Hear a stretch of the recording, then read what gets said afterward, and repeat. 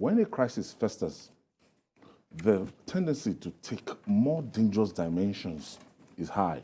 The ongoing strike by the members of the Academic Staff Union of Universities, ASUU, is living up to that billing. The National Association of Nigerian Students, NANS, have blocked the Lagos-Ibadan Expressway in protest over closure of universities for the past 7 months, with no end in sight. Students in the southwest zone barricaded the expressway at the Sagamu interchange in Ogun State, leading to gridlock on the ever-busy highway. Many motorists and passengers were left stranded. Are we helping ourselves? Yesterday we talked about the persistent gridlock in this Lagos-Ibadan Expressway. Now, motorists on Lagos-Ibadan Expressway, they are not the federal government, they are not lecturers.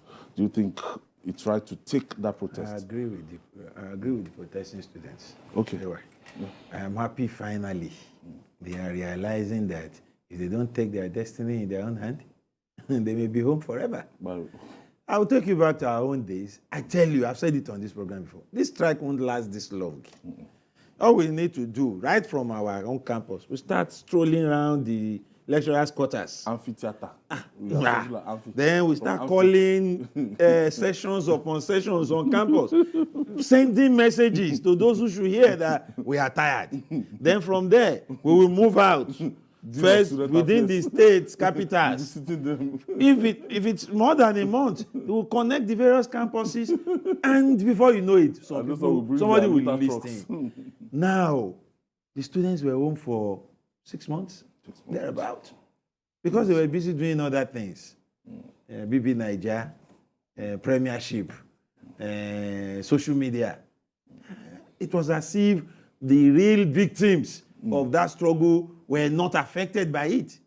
I've said this severally on TV, that until the students decide to halt the strike, it may not come to an end. Now, AY, do you know the import of this?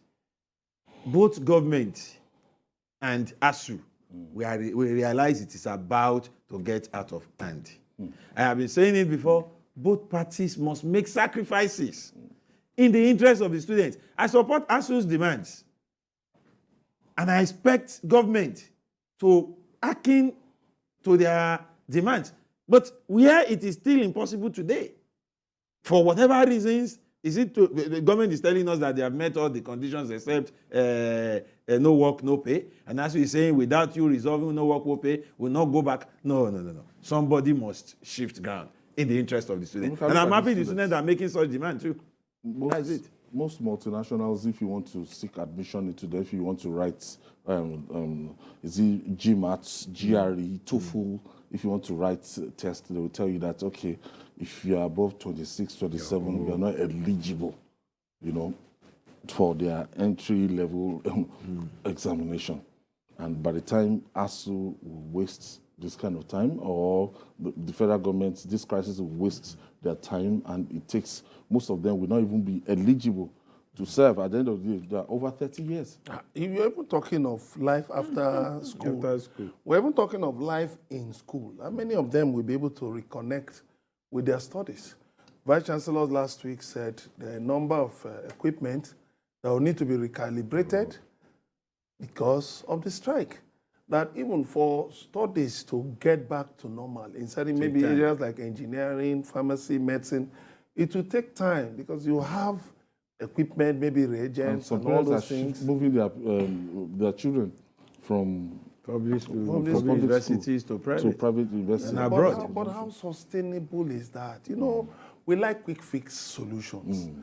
We move the children. That's the selfish one. That's the selfish one. It's not the collective.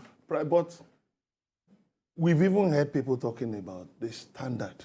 Is the standard being maintained in these private universities that graduate tons and tons of first-class graduates? Of toddlers. I mean, so the point is, we should just look for sustainable solutions. And, of course, there's a peace team that said the National Assembly should critically look at the funding of universities. It should not just be giving universities pittances, giving vice chancellors pittances to run universities, but it should be in a holistic manner, such that schools gradually, there should be a kind of a roadmap that, okay, gradually universities, polytechnics, colleges of education can be self-sustaining to a large extent.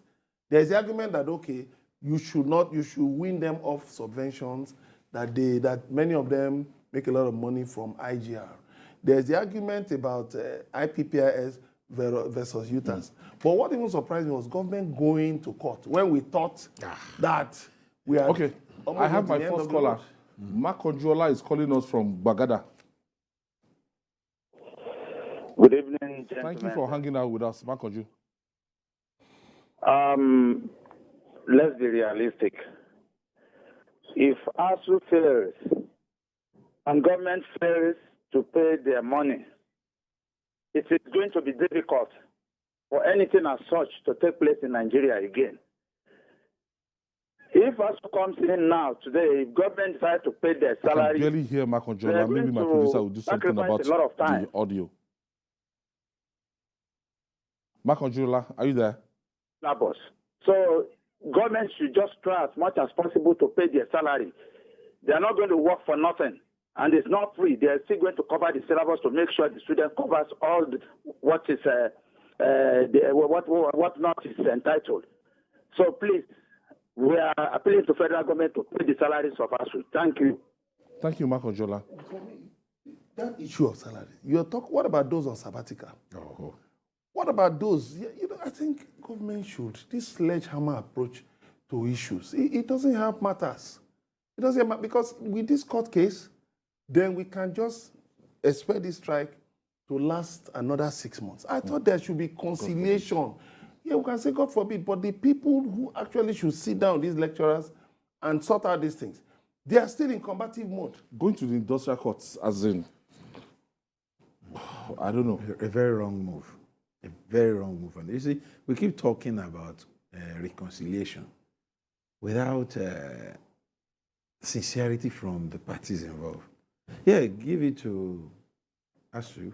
They may probably be too insistent now, but they are acting based on past experiences. Yes. Where you just give you this, leave this, later I will come back to this, and you never get to discuss those things again. And they are saying, look, these issues are not just about money alone. Let's get to the root of it all and save university education in Nigeria. And at the time when I felt that, the new person, the Minister for Education, drafted in is making some sense and progress, we heard about the court issue. I think we will not achieve the desired aim. What if ASUU insists that until the court resolves the issue, there should be no more discussion? And we know our legal system in Nigeria. Or if the court says... We have another caller. Ade is calling us from London. I think Ade is a regular. Ayo, my greeting to everybody. You realize that a lecturer commits suicide in Benin recently because he cannot afford to pay the school fees of his two daughters. A lecturer, because there is no salary. That's the one we know. What of the one we don't know that are dying in silence? I think they should give trophy to Adamu. He deserves to be given a reward for coming to destroy our education in this government. Because look at the life of students going astray everywhere. We don't even know what is happening to them. Everybody just going about normal life. Their mates here are graduating here. You know, they bring their children, they graduate, they fly them first class back to Nigeria. I flew with them on many occasions that I saw them in the first class. He's a student who is paying for it. So only the poor are suffering. Everything is just going normal in Nigeria. Nobody is saying anything. Thank you. Of the youth are Thank you, Ade. We are getting older. Can we honestly legislate against people taking their children out?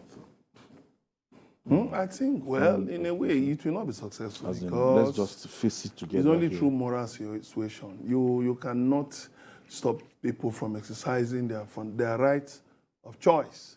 But you see, Ade talked about somebody, a lecturer, a member of staff of a university that committed suicide.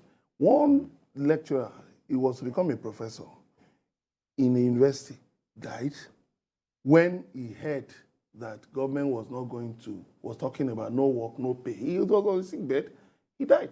And they said about maybe 15 or 16 lecturers like that in different universities have died. Now, if the court says, okay, revert to status quo, does the government think it will favor it?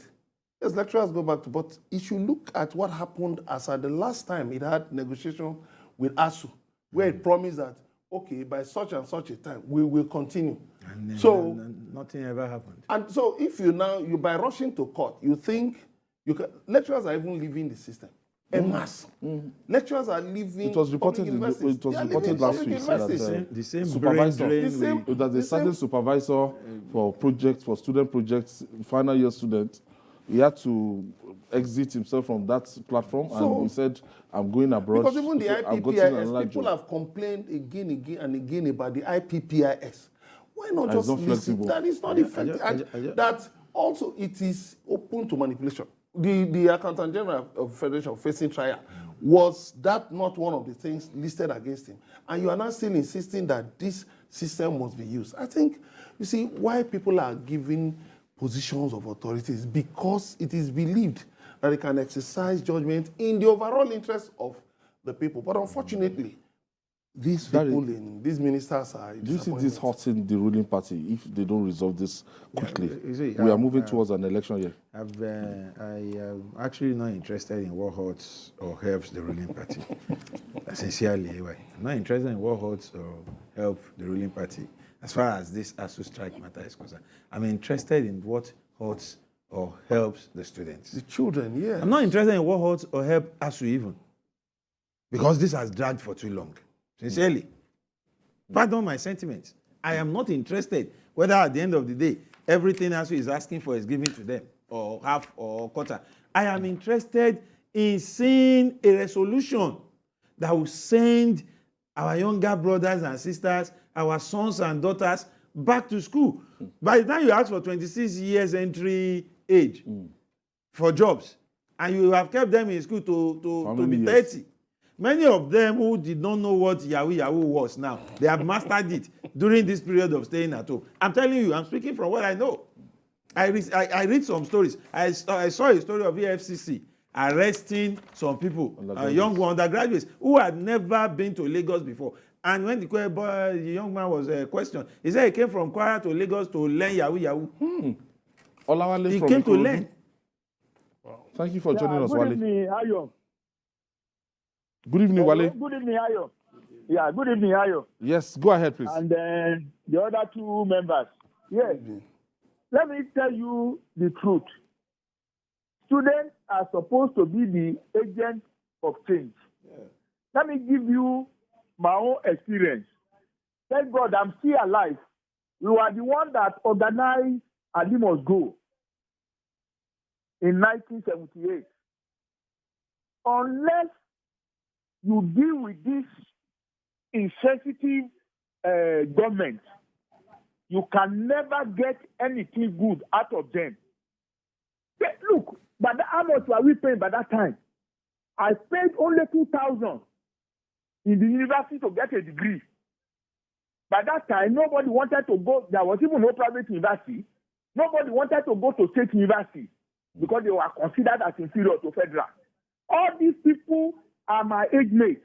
I will be 70 December this year. Under the leadership, may Lord rest his soul, of that, what's his name again? He was in the College of Education, Ijebode. He was the leader of NANS, National Union of Nigerian Students. Okay, well, and we were able to achieve a lot.